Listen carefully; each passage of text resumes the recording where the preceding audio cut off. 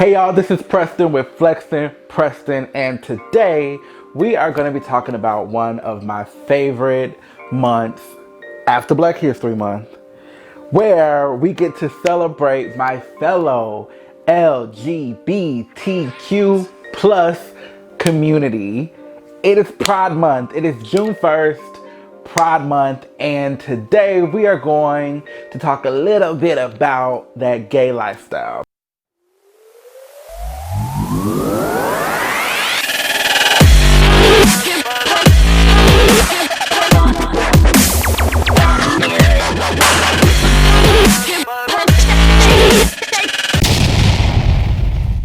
There's some misconceptions out there. There are some people who don't understand what it means to be, the dopest people on the planet.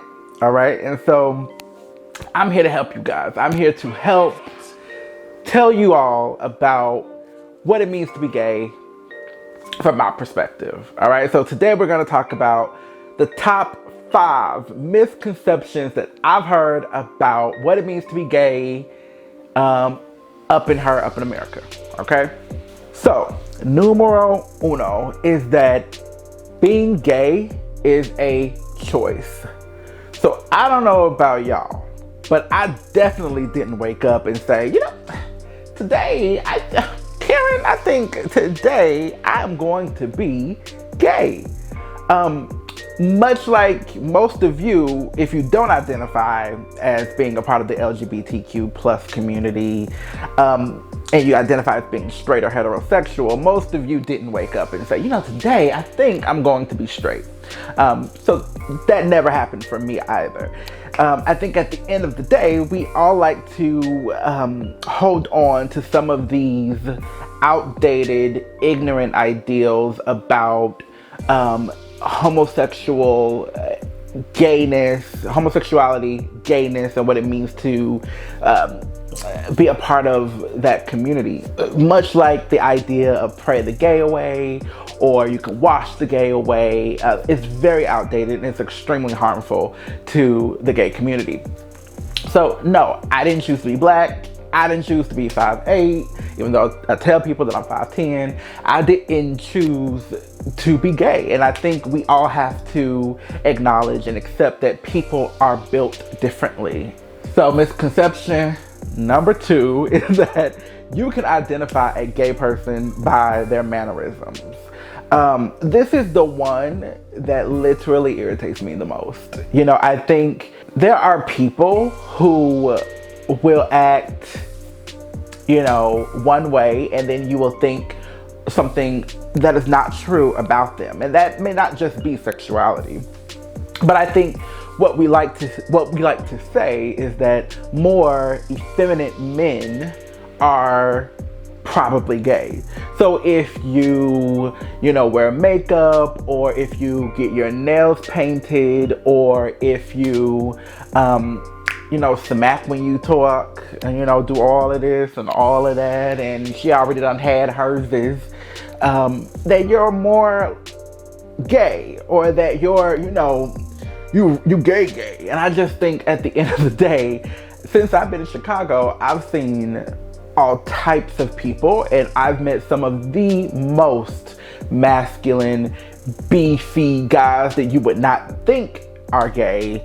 However, they are as gay as the day is long. Okay.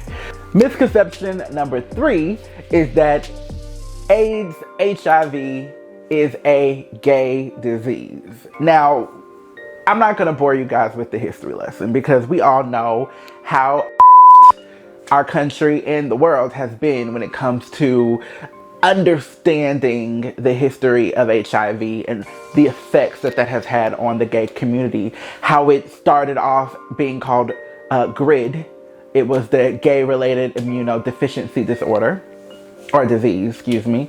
And now we know that it is not just related to gay men, that it can affect everyone. The entire country had me and my people effed up, because at the end of the day, we now know that AIDS, HIV can affect all genders, all people, no matter what your sexuality is. And I think for a while, people were labeling gay men in particular as promiscuous and as unsafe, and that they were spreading this gay-related disease.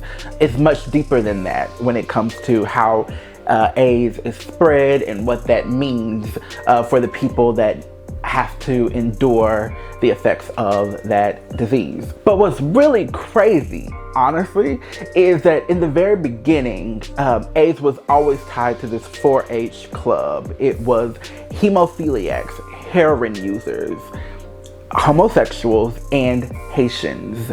And the 4-H club, if you're a part of the 4-H club, then you're more likely to contract HIV/AIDS.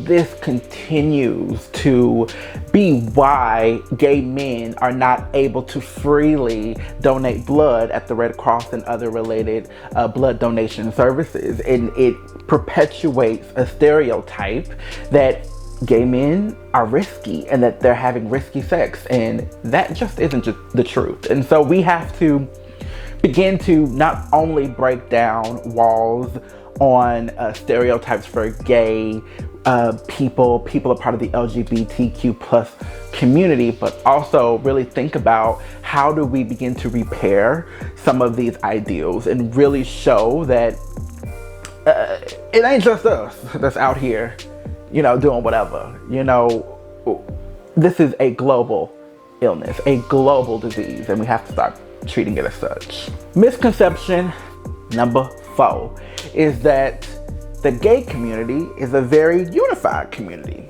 and that just isn't the truth. So you may not agree, and if you don't agree, please feel free to let me know in the comments. Let me know how you feel about this. But what I've seen, especially since I've been here in Chicago, is that being Black and gay is still very different from being white and gay. It feels as if I still do not necessarily have a unified place in my community if I'm in a space that is inhabited mainly by white homosexual men. A lot of the times in this community, we love to say we don't want to be categorized, you know, we're out of the box, you know, we don't subscribe to any of your heteronormative ideals. But then we will also say no femmes, no fats, or, you know, that's just a preference, you know, girl, I don't like, I don't like, you know, darker skinned people. That's just a preference.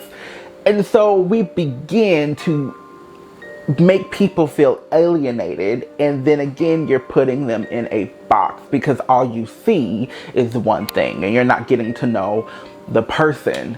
And my final misconception number 5, is that it is cool to be gay.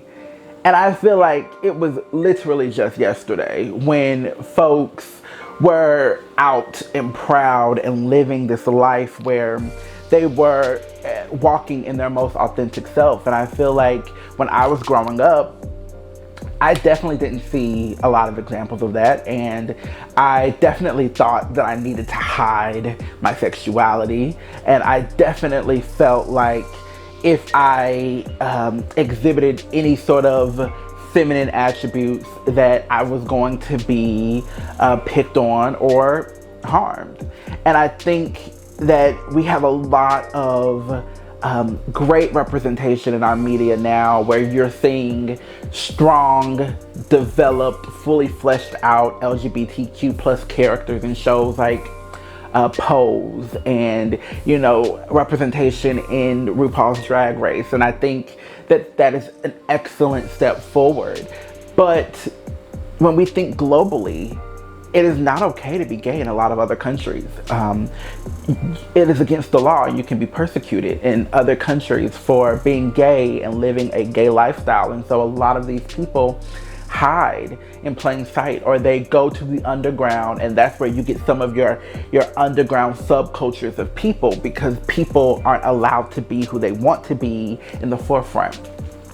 And so to think that everything is okay, or think because we are able to legally get married in the United States that we no longer have anything to fight for, is a little ignorant. And we have to continue to push the narrative that we all deserve to be equal. And I think in our time today, with some of the political unrest that's happening right outside a lot of our doors now, with the murder of George Floyd and some of our other Black brothers and sisters, you're really seeing that we've come a long way as a country, but my God, we have so much more to do and so much more work to do. And we all have to stand together, and it can't just be gays fighting for gays and Blacks fighting for Blacks. We all have to stand together and really figure out how we can begin to break down some of these